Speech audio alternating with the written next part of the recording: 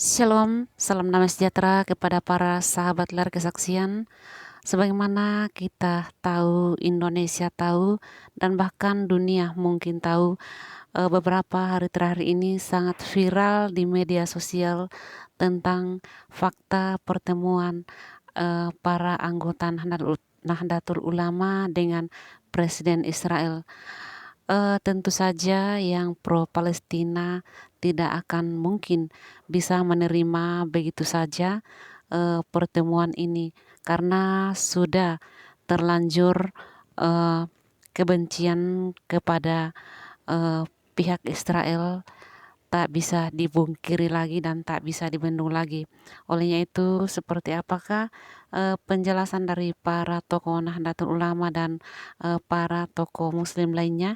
Langsung saja kita simak berikut video selengkapnya. Artinya kita ini sebagai negara punya kelemahan, kita tidak punya aspek legalitas yang bisa yang menjamin bagaimana kita membela Palestina. Artinya begini, kita hanya mengandalkan pembukaan UUD 45 bahwa penjajahan di atas dunia harus dihapuskan. Tapi di dalam UUD kita, di dalam konstitusi kita tidak ada pasal-pasal misalkan yang melarang karena kita mendukung Palestina tidak boleh berhubungan individu maupun perusahaan, itu tidak ada, ataupun aturan di bawahnya seperti undang-undang. Kalau kita lihat negara seperti Iran di konstitusinya ada melarang, kemudian Libanon seperti itu, kemudian juga negara-negara beberapa negara Arab, Aljazair melarang hubungan baik itu individu maupun perusahaan, apalagi pemerintah berhubungan dengan entitas di Israel. Artinya kita punya kelemahan itu dan kasus ini akan terus berulang dan Israel memanfaatkan kelemahan celah hukum Indonesia yang tidak bisa melarang warganya melakukan kontak atau hubungan. Tidak, sebetulnya tujuan utamanya kalau yang dijelaskan oleh Zainul Ma'arif sebetulnya adalah awalnya penelitian lapangan tentang kondisi di sana. Yang kedua ingin ada dialog antar umat beragama di sana. Itu aja sebetulnya tujuannya. Tidak. Penelitian lapangannya buat apa nih Pak? Ya, dia pengen lihat kondisi di sana bagaimana dan lain sebagainya, terutama di wilayah-wilayah yang dia datangin gitu. Lebih dahulu Mbak Monik, kalau Anda sendiri melihat sebagai aktivis pro Israel, melihat pertemuan ini memaknainya seperti apa dengan adanya 5 kader NU yang hadir di situ? Iya. Dan terima kasih. Saya sangat mendukung. Karena negara kita, Indonesia ini mengenal solusi 2 negara. Artinya Indonesia mengakui Israel dan Palestina. Indonesia, negara kita sudah mengakui kemerdekaan Palestina pada 15 November 1988. Karena itu ada kedutaan besar Palestina di Jakarta. Kalau Palestinanya belum merdeka, maka kedutaan besar yang ada di Jakarta itu ilegal. Karena Indonesia mengakui 2 negara, maka yang selama ini kita dengar di demonstran, jargon from the river to the sea, Palestine will be free, sebetulnya tidak sesuai dengan kebijakan negara kita. Karena negara kita mengakui solusi 2 negara tadi. Tapi negara kita di pembukaan undang-undang juga menyebutkan kita tidak menyetujui penjajahan di atas dunia harus dihapuskan. Sementara yang dilakukan oleh Yasser Arafat telah mendeklarasikan kemerdekaan tersebut pada 15 November 1988. Nah, kembali ke soal 5 anggota NU gitu ya, yang datang ke Israel bertemu dengan presiden. Ini adalah presiden Israel yang mempunyai 2 juta warga Israel yang beragama Islam dan adalah orang Arab Palestina. Jadi populasi Israel sebagai negara itu ada 10 juta warganya. Nah, 10 juta itu terdiri dari 2 juta orang Arab Palestina yang memilih menjadi warga negara Israel. Nah, dari 2 juta itu 1,2 juta adalah Muslim. 800.000 adalah Kristen. Kalau ada orang Indonesia datang ke Israel dan bisa bertemu dengan Presiden Israel, itu karena Israel sangat-sangat ingin mencari pertemanan, persahabatan antar bangsa. Anda mahasiswa jika ingin datang bersilaturahmi dengan Presiden Israel, pasti pintu dibukakan. Karena Israel tidak mencari musuh, tapi Israel mencari teman. Timbulkan ya. Tapi sebenarnya memang tanpa ada maksud ketika saya berangkat ke sana untuk dukungan ke satu bentuk dukungan, tapi saya melakukan kunjungan interfaith dialog ya. Jadi dialog lintas iman sebenarnya, dan memang yang kita serukan itu sebenarnya adalah pesan perdamaian supaya kedua belah pihak itu karena ini kan sebenarnya baik semua itu dari agama Abrahamik kan. Jadi supaya ya sama-sama menahan diri untuk tidak perang, karena perang siapapun yang menang atau yang kalah sama-sama rugi. Oke, Mas Sukron, Anda ingin menegaskan bahwa motif Anda ke sana itu adalah dalam misi perdamaian? Motif awal itu dialog antar iman ya, yang di situ sebenarnya yang berangkat itu bukan hanya kami berlima, tapi ada dari agama Abrahamik yang lain. Kita diskusi, kita bertemu dengan tokoh-tokoh Palestina yang Muslim, malah porsinya itu lebih banyak sebenarnya. Kemudian kita bertemu seorang rabi perempuan, dan juga ketemu juga pendeta dari Anglikan ya.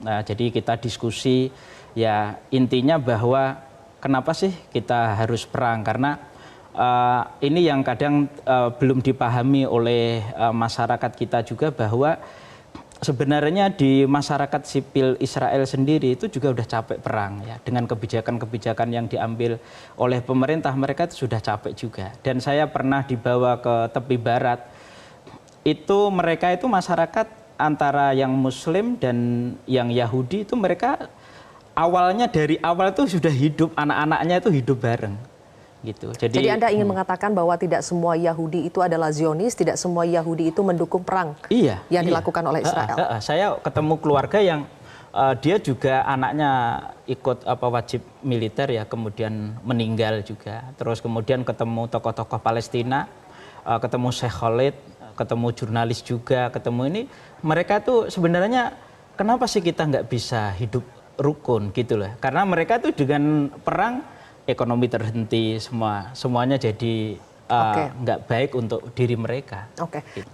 Jadi ceritanya begini ya, kan kita itu udah dialog dengan tokoh agama, kemudian istilahnya karena kita juga peneliti, akhirnya kan kalau dari tokoh-tokoh Palestina kita udah sering dengar dan udah ketemu perspektif di Indonesia. Saya dulu juga belajar di Mesir, itu kan sudah sering baca ya, yang ini lebih ke pengarang-pengarang Arab. Kemudian tokoh dari Palestina juga ketemu juga. Terus kemudian memang kita nggak bisa ke Gaza karena alasan keamanan ya tentunya. Terus kemudian ada yang bilang kenapa kita pengen ketemulah yang bisa menjadi representasi dari pihak Israel, yang kita pengen tahu insight-nya gitu. Kemudian ada kawan yang ternyata dia punya jaringan keluarga, dari kita surprise juga. Kemudian dan kita memang punya pesan bahwa ya hidup rukun itu lebih baik lah. Enggak, maksudnya begini, pertemuan dengan yang bisa ini itu kan namanya ketemu presiden itu kan tidak mudah. Iya, tidak mudah. Saya kira awalnya wah ini belum tentu bisa lah itu, tapi ternyata ada yang ini gimana kalau ketemu, ternyata itu diseriusin, dan kita ya nggak bicara apa yang menjadi tupoksinya Kementerian Luar Negeri, yang enggak. Berarti di awal sebenarnya yang penting yang bisa merepresentasikan gitu, yang bisa menjadi representasi pihak Israel, yang bisa memberi insight dari perspektif mereka gitu. Ya. Kalau saya pribadi sebenarnya itu kan ikut lintas iman itu kan diajak ya, karena saya memang punya buku tentang moderatisme Islam, kemudian sering punya pesan tentang cross culture understanding, social harmony.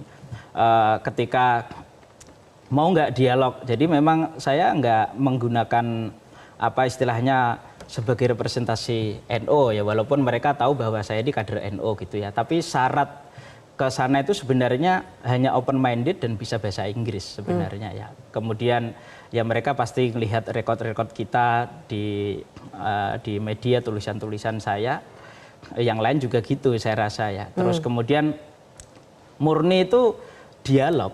Dialog, dan saya punya curiosity bahwa saya pengen belajar juga. Ya, dan kita memang janji awal tuh memang ya kita itu betul-betul ke Yerusalem. Yerusalem kan kota internasional dan di situ ada 3 agama samawi, itu di situ ada. Jadi kita lihat betul situsnya. Ya saya diundang itu ada semacam volunteer yang dia itu salah satu kampus terbaik di dunia yang dia sebenarnya volunteer atas nama pribadi gitu ya. Kemudian dia memang punya misi peace di dunia ini, ya bagaimana mengajak untuk diskusi bareng. Ya kan undangan itu ada berbeda, ada yang diundang oleh startup, cuma karena kita sama-sama orang dari yang dikenal sebagai anak muda NU itu, walaupun kita nggak mengatasnamakan NU, ya yang penting kita bisa ke sana, kita ngurus visa dan lain sebagainya secara legal. Oke, bisa kami tahu siapa sebetulnya yang Anda maksud dengan volunteer itu? Ya ini nanti aja lah, gitu, biar nggak menimbulkan kegaduhan baru. Ujuk-ujuk hanya karena 5 orang pemuda mengatasnamakan organisasi besar di Indonesia bisa membawa perubahan besar, tidak bisa. Nah jadi saya rasa ini kalau dikatakan naif, tidak naif tapi bodoh. Sebenarnya begini ya, kan kadang pada bilang ini kan waktu nggak tepat gitu ya. Justru kalau di negara yang damai, karena kita memang punya pesan perdamaian. Jadi kalau di negara yang damai, kenapa kita mengeluarkan pesan perdamaian kan? Justru di tengah konflik kita menyampaikan pesan perdamaian itu. Nah kemudian apakah ini punya efek kan gitu? Ya ini kan ibaratnya begini, orang khotbah tiap Jumat bilang ittaqullah, bertakwalah kalian. Apakah langsung orang itu bertakwa? Kan tidak, butuh proses. Perdamaian juga sama. Meskipun kita suaranya kecil, tetapi kalau kita sampaikan terus berulang, memang butuh proses. Perdamaian harus kita suarakan. Perdamaian harus kita suarakan, walaupun suara kita kecil. Gitu. Kayak ya itu tadi, kayak ibarat orang khotbah kan, Imam besar Masjid Istiqlal yang sudah terkenal ini misalkan khotbah pun belum tentu orang langsung bisa bertakwa. Dalam satu kita datang itu kan bukan berarti mendukung, dan mengakui, bukan mendukung penjajahan dan mengakui Israel kan. Tetapi kita justru istilahnya membawa pesan perdamaian. Kan itu tidak bertentangan dengan undang-undang kan. Itu mungkin menjadi misi Mas Sukron dan kawan-kawan. Misi kita kan, undang-undang itu kan menolak penjajahan, karena memang yang kita suarakan itu perdamaian. Kalau dari seperti itu ya kan tergantung niat kita ya. Kalau kita niatnya itu menyampaikan perdamaian, masalah orang lain itu melihat itu kan lain. Kayak misalkan kalau kita lihat politik di Timur Tengah itu kan, Mesir pernah berperang sama Israel, Jordania pernah perang, negara-negara tetangga. Sekarang mereka memilih opsi damai ya, karena kalau sebenarnya begini, kan opsi itu hanya 2, opsi perang atau opsi damai kan gitu ya. Nah yang kita sampaikan itu karena yang jadi korban ini adalah rakyat sipil, kenapa nggak berhenti gitu. Jadi kita lebih ini kan ke opsi perdamaian. Jadi apa yang dibahas ketika bersama dengan Presiden Israel itu? Wah, ini kalau itu yang jelas kita menyampaikan perdamaian lah, supaya terjadi perdamaian di kawasan gitu. Ya kita memang dialognya nggak lama. Ya kita menerima sanksi logis ya, konsekuensi logis dari tindakan kita, dan teman-teman itu ya memang sudah menerima sanksi itu. Sudah menerima sanksi. Oke, apa sanksinya? Ya mereka diberhentikan. Kawan-kawan. Saya rasa tidak ya. Karena walaupun saya pertama kali bertemu di airport, tapi tidak ada indikasi ke situ. Beliau juga bukan ngajak kita. Jadi kita memang antara lintas iman nih semua justru sebagai partisipan yang untuk ikut dialog. Baik, kalau begitu. Maka kalau kita dilihat dari NU itu kan salah satu ormas yang dikenal dengan gagasan besar, terutama tentang jagat dan kerukunan antar umat beragama dan masyarakat global. Nah, oleh karena itu NU akan selalu membawa pikiran-pikiran yang tidak hanya untuk Indonesia tapi juga untuk dunia. Nah, dalam konteks itu sangat mungkin NU itu bisa menjelajahi dunia-dunia di dunia ini gitu. Itu kalau diandaikan sebagai gagasan di awang-awang. Tapi kan sekali lagi kita hidup di dalam konteks yang tidak di awang-awang. Ini sekarang terjadi konflik dan terjadi keadaan seperti ini. Oleh karena itu menurut saya Mbak Sylvia, karena ini mungkin yang terakhir sesinya, kita harus bisa sebagai bangsa memeras semua aspirasi dan sikap ini dalam sebuah nilai yang syukur-syukur itu bisa dijadikan sebagai aturan bagi kita semua. Nah, itu yang bagi saya sebut sebagai pentingnya undang-undang anti penjajahan. Karena kalau tidak dibuat undang-undang anti penjajahan, ini akan menjadi sebuah sikap yang reaktif. Kalau ada penyerangan kita akan berkumpul lagi, kalau terjadi perang kita akan ketemu lagi, dan satu statement di media nggak ada sebuah langkah konkret. Nah, UUD kita kan sudah tegas menentang penjajahan. Tapi itu baru undang-undang dasar. Kita harus membreakdown menjadi sebuah aturan lebih teknis, lebih konkret. Misalkan kita bisa membuat di Barat misalkan ada undang-undang anti-Semit. Itu sebagai bentuk dukungan kepada Israel. Kenapa kita tidak bisa membuat memang kita nilainya tidak antisemit tapi juga jangan Islamofobia. Kita strong, kita fokus kepada bagaimana kemerdekaan Palestina bisa dicapai lewat sebuah kebijakan negara yang terukur. Itu mungkin nanti bisa masuk di Kemenlu. Siapa tahu nanti di antara Menlunya ada di sini misalkan kan. Rahim.org.id ya. Di dalam websitenya ini dia mencantumkan bahwa seolah-olah bagian dari jaringan organisasi ini adalah LBMNU, bahkan mencantumkan logo LBMNU di dalam. Ya, justru tahun lalu saya diundang untuk bicara di Konferensi Internasional Palestina untuk Palestina. Saya udah berangkat, sudah sampai di Yordan, tapi sampai di Yordan ternyata konferensinya dibatalkan karena masalah keamanan. Jadi memang saya lebih memilih untuk hadir di acara forum-forum internasional yang berkaitan dengan Palestina. Nah, tapi walaupun saya banyak sekali ya teman-teman Yahudi. Nah, ini yang menarik karena kita itu jangan mengatakan bahwa ini konflik antara Islam lawan Yahudi. Saya di grup WA saya lulusan, saya pernah kuliah di luar negeri, di situ WA-nya itu isinya alumnus-alumnus dari seluruh dunia. Yang berantem itu Mbak sekarang adalah Yahudi lawan Yahudi. Yahudi yang pro Israel dan Yahudi yang anti genosida yang sedang terjadi. Mereka mengatakan saling berantem dan Yahudi yang menentang apa yang dilakukan Israel ini keras juga sama kerasnya. Mereka mengatakan kamu jangan melakukan genosida, penyerangan dan sebagainya atas nama saya juga Yahudi. Nah itu, ini yang terjadi. Dan banyak sekali justru yang sekarang ada di garda terdepan untuk melakukan koreksi yang menyerang secara diplomasi publik ya, dunia secara global. Kebijakan Israel untuk meluluh lantakan Gaza adalah banyak sekali tokoh-tokoh Yahudi yang moderat. Ilan Pape itu profesor, bapaknya itu dulu korban Holocaust. Meninggal di Holocaust, di kamp konsentrasi. Dia yang terdepan menyerang Netanyahu dan lain sebagainya. Jadi kita harus pintar-pintar melihat masalah. Nah yang menarik lagi ada survei yang dilakukan di Israel ya mengenai sikapnya 20% warga Arab yang ada di Israel. 90%-nya Muslim warga Arab ini. Walaupun ada yang Maronite, ada yang Kristen, ada yang Druze gitu ya. Tapi 90%-nya Muslim. Arab Muslim yang ada di Israel. Bagaimana mereka melihat Israel? Ternyata apa? Setelah serangan Hamas, mereka itu keterikatan dengan Israel naik pesat jadi 70%. Tadinya cuma 28%. Artinya ini Muslim. Arab Muslim, tapi ada di Israel, malah dukung Israel. Ya. Nah, ini gimana? Ini artinya sejak 10 tahun yang lalu di Inggris itu rabi-rabi Yahudi itu mengalami kesusahan untuk mengawinkan antara pria Yahudi dengan wanita Yahudi. Pria Yahudi cenderung tidak mau lagi kawin sama sesama Yahudi, sama perempuan Yahudi. Kita kembali lagi ya, sebetulnya alasan yang disampaikan Mbak Yeni ketika ada Yahudi yang pro dengan tindakan Israel ke Palestina saat ini dan ada yang anti.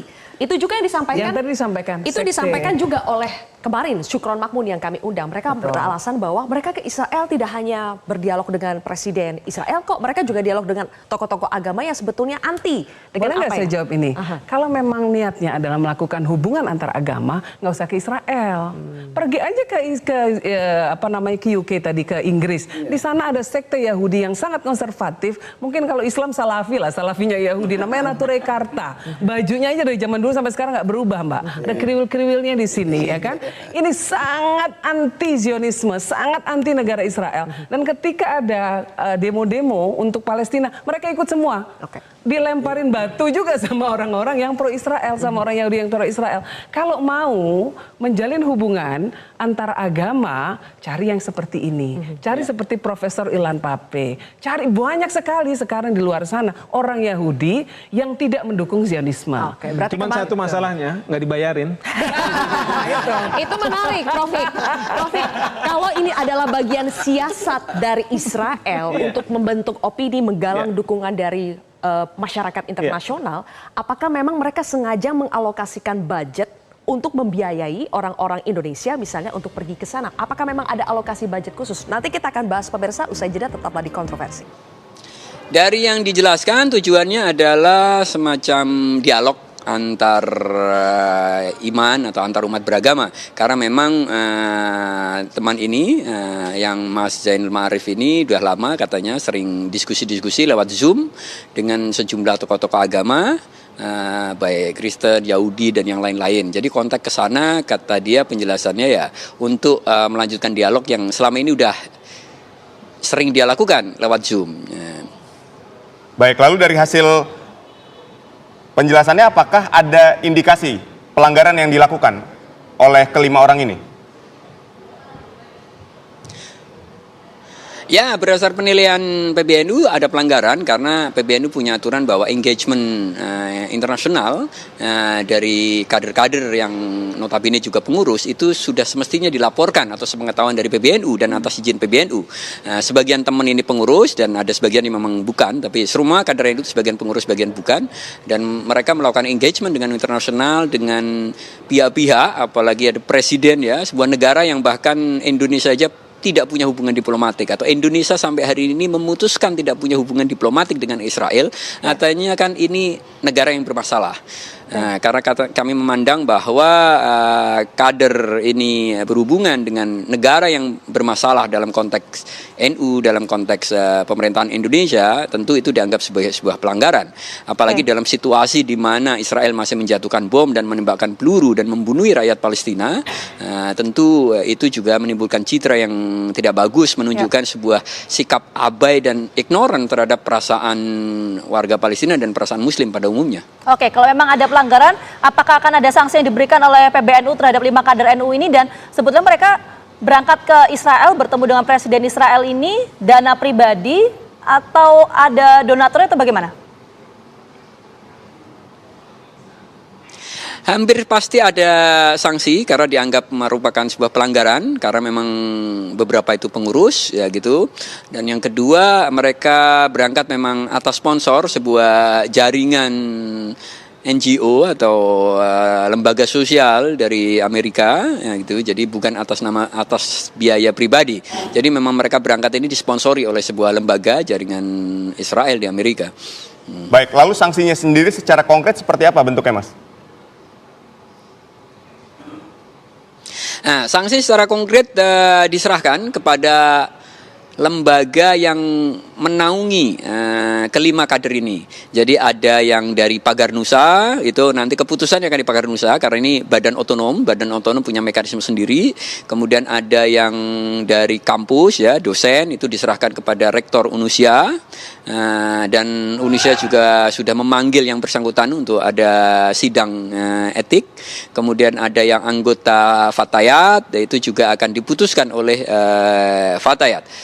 Karena memang kita mau tertib organisasi berjalan, karena mereka bukan pengurus harian PBNU tetapi pengurus atau anggota dari badan otonom, maka bentuk sanksinya itu diserahkan kepada masing-masing lembaga dan badan otonom tempat mereka bernaung.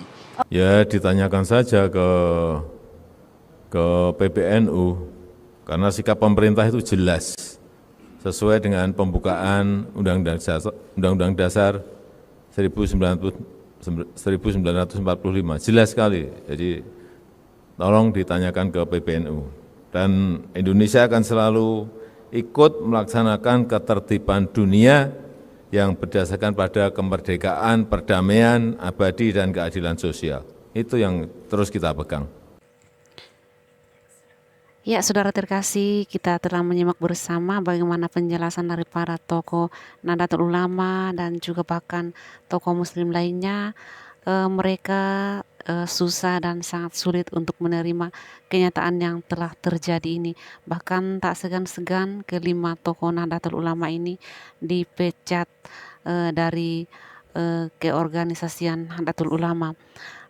Secara pribadi, kalau saya melihat ini adalah suatu bentuk untuk jalinan persahabatan, karena Indonesia belum menerapkan hukum untuk pelarangan berteman dengan secara personal ataupun organisasi kepada pihak Israel. Demikian saudara, kiranya video ini boleh bermanfaat untuk kita simak bersama dan sampai jumpa pada video kami berikutnya. Shalom, Tuhan Yesus memberkati.